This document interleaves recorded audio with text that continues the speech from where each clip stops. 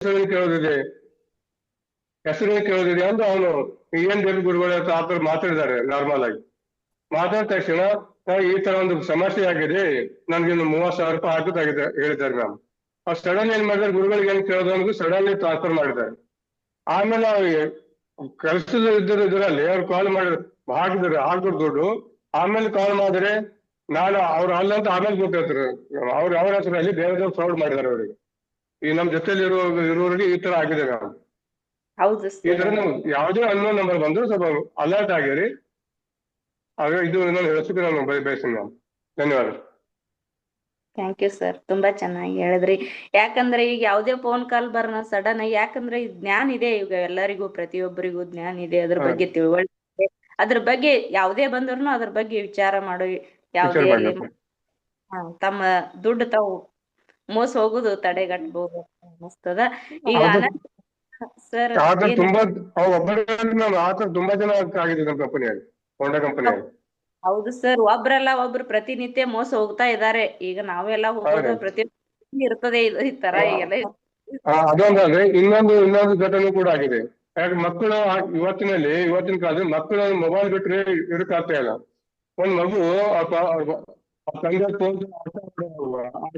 ಆಟ ಇತ್ತು, ಆ ಸಮಯದಲ್ಲಿ ಕಾಲ್ ಮಾಡಿದ್ದಾರೆ. ಕಾಲ್ ಮಾಡಿದರೆ ಅದು ಮಗುಗೆ ಗೇಮ್ ಅಲ್ಲಿ ಕೂಡ ಅವ್ರ ಮಗು ಗೊತ್ತಾ ಇರಲಿಲ್ಲ. ಆ ಗೇಮ್ ಏನು ಬಟನ್ ಮೆಸೇಜ್ ಬಂದ ತಕ್ಷಣ ಪ್ರೆಸ್ ಮಾಡ್ತಾನೆ. ಪ್ರೆಸ್ ಮಾಡಿದ ತಕ್ಷಣ ನಮಸ್ತೆ ಸರ್.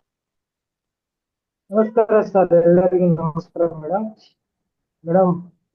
ಇವತ್ತಿನ ದಿನ ಡಿಜಿಟಲ್ ಅರೆಸ್ಟ್ ಬಗ್ಗೆ ಕಾಮನ್ ಸೆನ್ಸ್ ನಮ್ಮ ಹತ್ರ ಇಲ್ಲ ಅಂದ್ರೆ, ನಾವು ಪ್ರತಿಯೊಂದನ್ನು ಡಿಜಿಟಲ್ ಯುಗದಲ್ಲಿ ನಾವು ಸ್ಟಾರ್ಟ್ ಆಗಿದ್ದೀವಿ. ಎಲ್ಲವನ್ನು ಡಿಜಿಟಲ್ ಅಲ್ಲೇ ನಾವೆಲ್ಲ ಮಾಡ್ತಾ ಇರ್ಬೇಕಾದ್ರೆ ನಮ್ಗೆ ಯಾವ್ದೋ ಕಾಲ್ ಬರ್ತದೆ, ನಾವು ಯಾವ್ದೋ ಸ್ಟ್ರೆಸ್ ಅಲ್ಲೂ ಯಾವ್ದೋ ಒಂದು ಇದ್ರಲ್ಲಿದ್ದಾಗ ನಿಮ್ಗೆ ಇದು ಬಂದಿದೆ, ಕೊರಿಯರ್ ಬಂದಿದೆ, ಅದು ಬಂದಿದೆ, ನಿಮ್ದು EMI ಇದೆ ಅಂತ ಅವ್ರ ಮೇಲೆ ನಮಗ್ ಗೊತ್ತಿಲ್ದಂಗೆ ನಮ್ಮ ಮೇಲೆ ಆ ರೀತಿ ಬ್ರೈನ್ ಅಲ್ಲಿ ಕುಂದ್ರಿಸ್ತಾರೆ. ಆ ಟ್ಯಾಲೆಂಟ್ ಇಟ್ಕೊಂಡು ಅವ್ರನ್ನೆಲ್ಲ ಅದಕ್ಕೆ ಒಂದು ಸೀಮಿತವಾದ ಒಂದು ಗ್ಯಾಂಗ್ ಇರುತ್ತೆ. ಬೆಳಿಗ್ಗೆ ಎದ್ದಾಗಿಂದ ಎಷ್ಟು ಮಂದಿ ನಾವು ಬಕ್ರಾ ಮಾಡ್ಬೋದು ಅಂತ ಹೇಳಿ ಒಂದು ಟೀಮು. ಆ ಟೀಮ್ ನಲ್ಲಿ ನಿಮ್ಗೆ ಸರ್ ಹಿಂಗಿದೆ, ನಿಮ್ಗೆ ಯಾವ ಲ್ಯಾಂಗ್ವೇಜ್ ಅಲ್ಲಿ ಮಾತಾಡ್ತಾ ಇದ್ದೀರಾ ಆ ಲ್ಯಾಂಗ್ವೇಜ್ ಅಲ್ಲಿ ನಿಮ್ಗೆ ಇದು ಮಾಡ್ತಾ ಇದೀವಿ ಅಂತ ಹೇಳಿ ಏನೋ ಒಂದು ರೀತಿಯಲ್ಲಿ ಮೋಸ ಮಾಡೋದಕ್ಕೆ, ಕೊರಿಯರ್ ಬಂದಿತ್ತು ಅಂತ ಹೇಳ್ತಾರೆ, ಇಲ್ಲಾಂದ್ರೆ ನಿಮ್ಗೆ ಗಿಫ್ಟ್ ಬಂದಿದೆ ಅಂತ ಹೇಳ್ತಾರೆ, ಇಲ್ಲಾಂದ್ರೆ ನಿಮ್ದು ಏನೋ ಒಂದು ಫ್ರಾಡ್ ಮಾಡಿದೀರಿ ಅಂತ ನಮ್ಮನ್ನೇ ನಂಬಿಸ್ತಾರೆ. ಸೊ ಡಿಜಿಟಲ್ ಯುಗದಲ್ಲಿ ಇದನ್ನ ಈ ಅನುಭವಗಳನ್ನು ಬಹಳ ಜನಕ್ಕೆ ಆಗಿರ್ಬೋದು. ಲಾಸ್ಟಿಗೆ ಮಕ್ಕಳ ಜೊತೆ ಏನೋ ಒಂದು ಗೇಮ್ ಆಡ್ಬೇಕಾದ್ರೂ ಕೂಡ ಮಕ್ಕಳ ಜೊತೆ ಕೂಡ ನಿಮ್ಗೆ ಏನೋ ಗೊತ್ತಿಲ್ಲದಂತ ಒಂದು ಏನೋ ಬಂದಿದೆ, ಇಲ್ಲಿಗೆ ಬರ್ರಿ ಅಲ್ಲಿಗೆ ಬರ್ರಿ, ಅದಕ್ಕೆ ಮುಂಚೆ ನಿಮ್ಗೆ ದುಡ್ಡು ಹಾಕ್ರಿ ನೀವು ಅಂತೇಳಿ ಅವ್ರ ಹತ್ರ ದುಡ್ಡು ಹಾಕ್ತಾರೆ. ಆ ಮಕ್ಳು ಎಲ್ಲೆಲ್ಲೋ ತಂದೆ ತಾಯಿಗಳ ಹತ್ರ ಕಳ್ತನ ಮಾಡಿ ಇಸ್ಕೊಂಡು, ಇಲ್ಲಾಂದ್ರೆ ಯಾರ ಹತ್ರನೂ ಆ ರೀತಿ ನಂಬಿಸ್ತಾರೆ.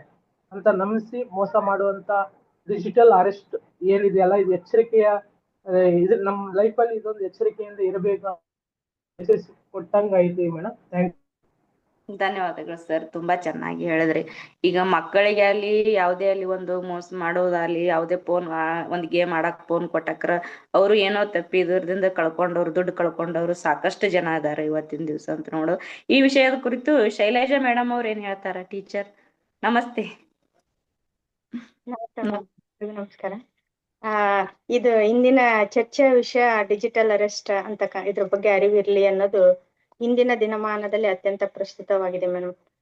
ಭಾರತದಲ್ಲಿ ಈ ಸೈಬರ್ ಅಪರಾಧಗಳ ದಿನದಿಂದ ದಿನಕ್ಕೆ ಅತ್ಯಂತ ಆತಂಕಕಾರಿಯಾದಂತಹ ವೇಗದಲ್ಲಿ ಬೆಳೀತಾ ಇದೆ. ಅದರಲ್ಲಿ ಈ ಒಂದು ಹೊಸ ಮತ್ತು ಅಷ್ಟೇ ಅಪಾಯಕಾರಿಯಾಗಿರ್ತಕ್ಕಂತಹ ಹಗರಣದಲ್ಲಿ ಈ ಇದು ಡಿಜಿಟಲ್ ಅರೆಸ್ಟ್ ಅಂತಕ್ಕಂಥದ್ದು ಒಂದಾಗಿದೆ.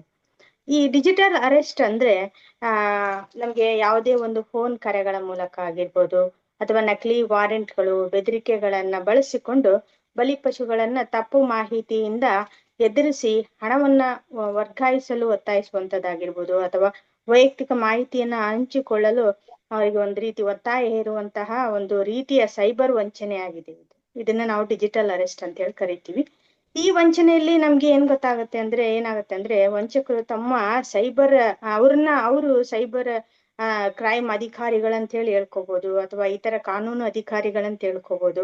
ಹೇಳ್ಕೊಂಡು ಈ ಒಂದು ಕರೆಗಳ ಮೂಲಕ ಏನ್ ಮಾಡ್ತಾರೆ, ಆ ವ್ಯಕ್ತಿ ಕಾನೂನು ಬಾಹಿರ ಚಟುವಟಿಕೆಯಲ್ಲಿ ತೊಡಗಿದ್ದಾರೆ ಅಂತ ಅಥವಾ ಯಾವುದೇ ರೀತಿಯ ಅವ್ರಿಗೆ ಭಯವನ್ನ ಹುಟ್ಟಿಸಿ ಅದ್ರ ಮೂಲಕ ಹಣವನ್ನ ಪಡೆಯುವಂತ ಒಂದು ಇದು ಜಾಲ ಮ್ಯಾಮ್.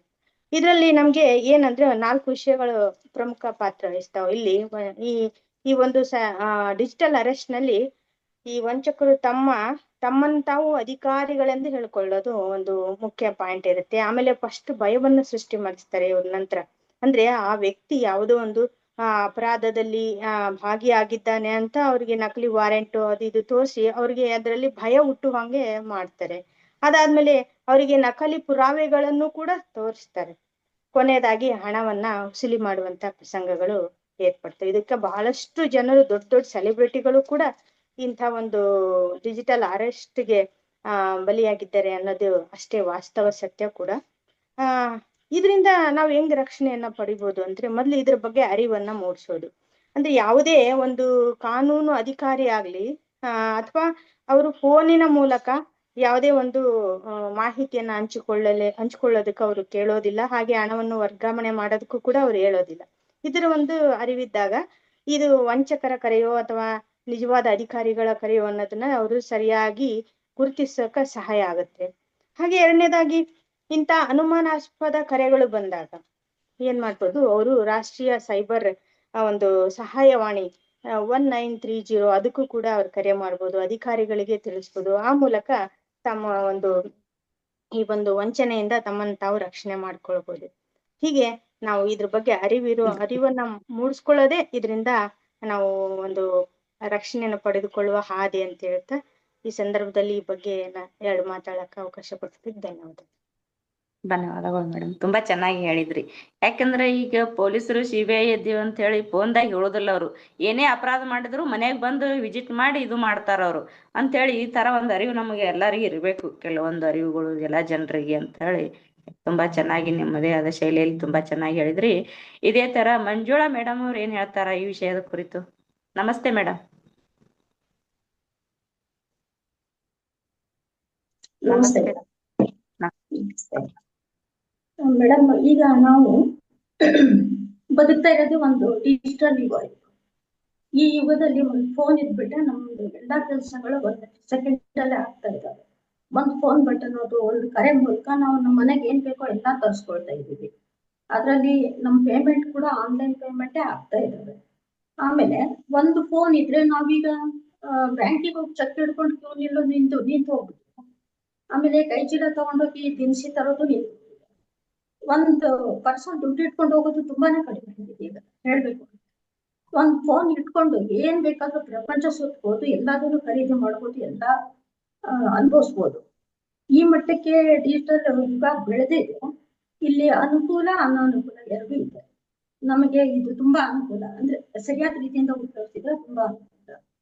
ಇದನ್ನ ಮಿಸ್ಯೂಸ್ ಮಾಡ್ಕೊಳ್ಳೋ ಅಂತ ಒಂದು ದೊಡ್ಡ ಜಾಲನೇ ಇದೆ. ಅದ್ರಲ್ಲಿ ಸಾಮಾನ್ಯ ಯುವಕರು ಜಾಸ್ತಿ ಇರ್ತಾರೆ. ಅವ್ರಿಗೆ ಕೆಲಸ ಇರಲ್ಲ, ಬೇರೆ ಏನೇನೋ ಯಾವ್ದೇದೋ ಸಹವಾಸಗಳಿಂದ ಅವ್ರು ದಾರಿ ತಪ್ಪೋಗಿರ್ತಾರೆ. ಅವ್ರಿಗೆ ಫ್ರೀ ಆಗಿ ಹಣ ಮಾಡಕ್ಕೆ ಇದೊಂದು ದಾರಿ ಹುಡ್ಕೊಂಡ್ಬಿಡ್ತಾರೆ. ಅವ್ರೇನ್ ಮಾಡ್ತಾರೆ, ಈಗ ನಾವ್ ಏನಾದ್ರು ನಮ್ದು ಯಾವ್ದೋ ಒಂದು ಫೋನ್ ನಂಬರ್ ಎಲ್ಲೋ ಏನೋ ಒಂದ್ ಸಿಕ್ಕಿರುತ್ತೆ, ಒಂದ್ ಕಾಲ್ ಮಾಡ್ತಾರೆ, ನಿಮ್ಮ ಪಾರ್ಸಲ್ ಯಾವ್ದೋ ಇದು ಬಂದಿದೆ, ಅದು ಇದೇನು ಔಷಧಿ ಡ್ರಗ್ಸ್ ಬಂದಿದೆ, ಆಮೇಲೆ ನೀವೇನೋ ಒಂದು ಮೂರ್ತಿಗಳನ್ನಿಟ್ಟು ನೀವು ಪಾರ್ಸಲ್ ಮಾಡ್ತಾ ಇದ್ದೀರಿ, ಈ ತರ ಏನೋ ಒಂದು ಕರೆ ಮಾಡಿ ಅದಕ್ಕೆ ಏನ್ ಹೇಳ್ತಾರೆ ಅಂದ್ರೆ ಹೇಳಿದ್ರಿ ಇಬ್ಬರಿಗೂ ಇರಬೇಕು ಅನ್ನೋದು ವಿಷಯ ವಿವರವಾಗಿ ಹೇಳಿದ್ರಿ. ಅದೇ ರೀತಿ ಪ್ರೇಮಲತಾ ಮೇಡಮ್ ಅವ್ರು ಏನ್ ಹೇಳ್ತಾರ ಈ ವಿಷಯದ ಕುರಿತು ಕೇಳೋಣ. ನಮಸ್ತೆ ಮೇಡಮ್. ಪ್ರೇಮಲತಾ ಮೇಡಮ್ ಅನ್ಮ್ಯೂಟ್ ಮಾಡ್ಕೊಳ್ಳಿ. ನಮಸ್ತೆ. ಡಿಜಿಟಲ್ ಅರೆಸ್ಟ್ ಬಗ್ಗೆ ಅರಿವಿರಲಿ. ಡಿಜಿಟಲ್ ಈಗ ಮೊಬೈಲು ಆನ್ಲೈನ್ ಅಲ್ಲೆಲ್ಲ ತುಂಬಾ ಮೋಸಗಳು ನಡೀತಾ ಇದೆ. ಆ ಮೋಸಗಳ ಬಗ್ಗೆ ಸ್ವಲ್ಪ ಜನಗಳು ಎಚ್ಚೆತ್ಕೋಬೇಕಾಗುತ್ತೆ. ಯಾವ್ದೇ ತರದ ಮೇಡಮ್ ಹೇಳ್ದಂಗೆ ಬ್ಯಾಂಕಿನ ಡಾಕ್ಯುಮೆಂಟ್ ಆಗ್ಲಿ ಮತ್ತೆ OTP ಗಳಾಗ್ಲಿ ಯಾವ್ದನ್ನು ಬೇರೆಯವ್ರಿಗೆ ನಮ್ದು ಏನು ಇದೆ ಆನ್ಲೈನ್ ಆಗ್ಲಿ ಮತ್ತೆ ಯಾವ್ದೇ ಡಾಕ್ಯುಮೆಂಟ್ ಇದ್ರು ಅದನ್ನ ನಾವು ಬೇರೆಯವ್ರಿಗೆ ಯಾರೇ ಫೋನ್ ಮಾಡಿ ಕೇಳಿದ್ರು ನಾವು ಅವರಿಗೆ ಅದನ್ನ ಕೊಡಬಾರ್ದು. ಫಸ್ಟ್ ಆಫ್ ಆಲ್ ಅದ್ ಕೊಟ್ರೆ ನಮಗೆ ಮತ್ತೆ ವಾಪಸ್ಸು ತೊಂದ್ರೆ ಆಗುತ್ತೆ. ಹಂಗಾಗಿ ನಾವು ಇವತ್ತಿನ ಯುಗದಲ್ಲಿ ನಾವು ಅದನ್ನ ಎಷ್ಟು ಯಥೇಚ್ಕೊಂಡು ನಾವು ಅದನ್ನ ಅಳವಡಿಸ್ಕೊತೀವಿ ಅದು ಬಹಳ ಇಂಪಾರ್ಟೆಂಟ್ ಅಂತ ಅನ್ಕೋತೀವಿ. ಅಷ್ಟೇ. ಹೌದು ಹೌದು ಮೇಡಮ್. ಯಾವುದೇ ಅಲ್ಲಿ OTP ಹೇಳಿ ಅದು ಹೇಳಿ ಅಂತೇಳಿ ಕಾಲ್ ಮಾಡಿದ್ರೆ ಸಡನ್ ಹೌದು. ಆಗಿ ರಿಯಾಕ್ಟ್ ಮಾಡಬಾರ್ದು ಅಂತೇಳಿ ಒಂದು ಇದನ್ನ ತುಂಬಾ ಚೆನ್ನಾಗಿ ಹೇಳಿದ್ರಿ. ಆ, ಈ ವಿಷಯದ ಕುರಿತು ತುಂಬಾ ಚೆನ್ನಾಗಿ ಮಾತಾಡಿದ್ರಿ ಎಲ್ಲರೂ. ಪ್ರತಿಯೊಬ್ರು ಮಾತಾಡಿರ. ಪ್ರತಿಯೊಬ್ರು ತುಂಬಾ ಚೆನ್ನಾಗಿ ಹೇಳಿದ್ರಿ. ನಿಮ್ಮದೇ ಆದಂತ ಒಂದು ಶೈಲಿಯಲ್ಲಿ ತುಂಬಾ ಚೆನ್ನಾಗಿ ಹೇಳಿದ್ರಿ. ಇದೇ ಮತ್ತ ಇನ್ನೊಂದು ವಿಷಯದ ಬಗ್ಗೆ ಚರ್ಚೆ ಮಾಡೋಣ ಅಂತ ಅನಿಸ್ತದ.